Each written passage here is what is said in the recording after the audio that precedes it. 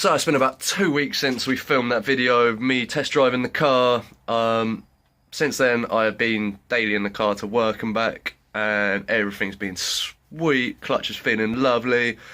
Even driving without a speedo is quite normal now, which is probably quite worrying, but we'll get round to that fix soon.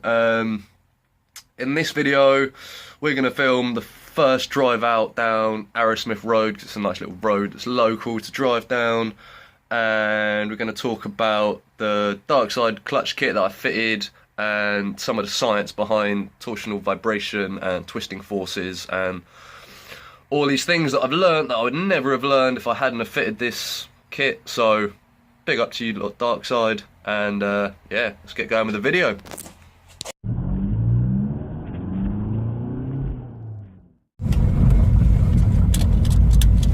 What's up, YouTube? Today we are going for the first spin in the Audi with a new clutch in it.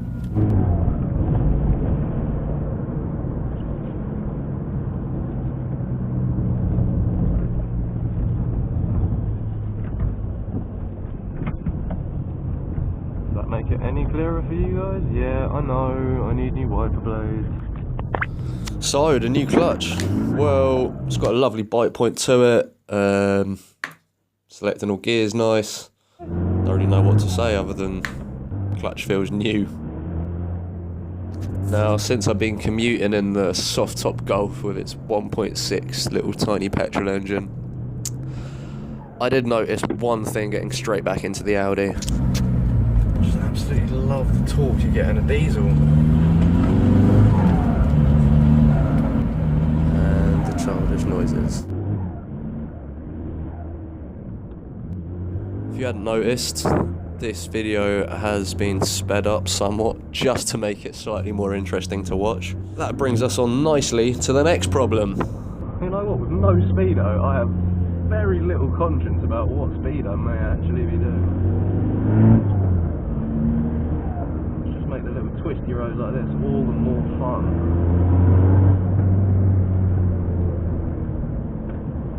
All I know is that over third gear, over 3,000 RPM is definitely inappropriate, and you should be getting on the brakes by that point. Now, I want to talk about the Darkside kit. I should point out at this point that I did pay full price for the kit. I'm not getting paid by Darkside, so this is a completely honest, non-biased review. However, the kit is great. It's worth every penny. It comes with the flywheel and bolts for that, and the clutch kit with new bolts, and an alignment tool.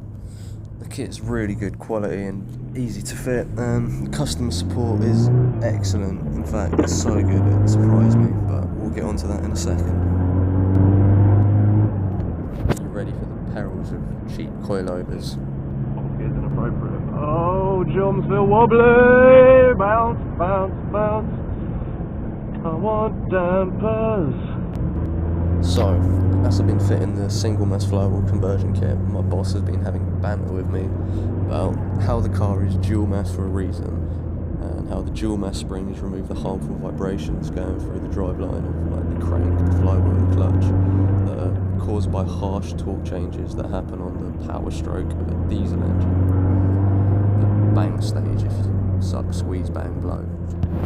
And that got me thinking, what does happen if you delete these springs, and why isn't every modified TDI not broken? Now, I got on the power coming out of this corner from a proper low RPM,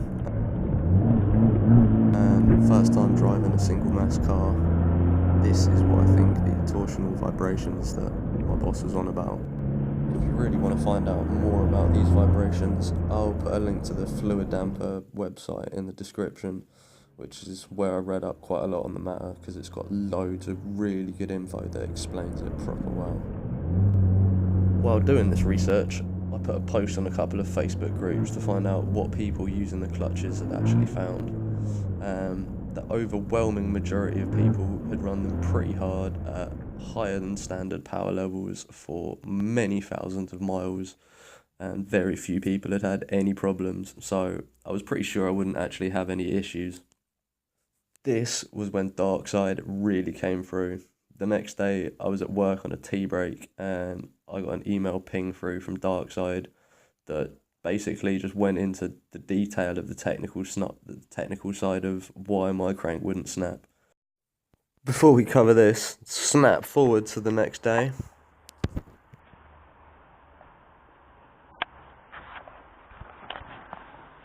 Early in the AM, we're off to work.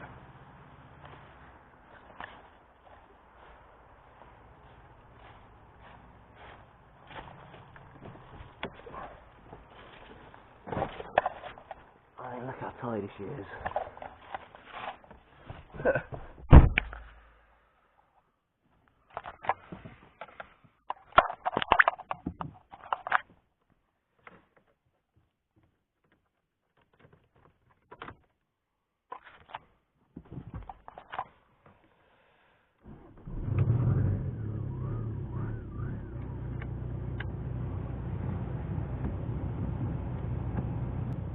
Enough of the cold start videos. Right, where were we? Back to torsional vibrations.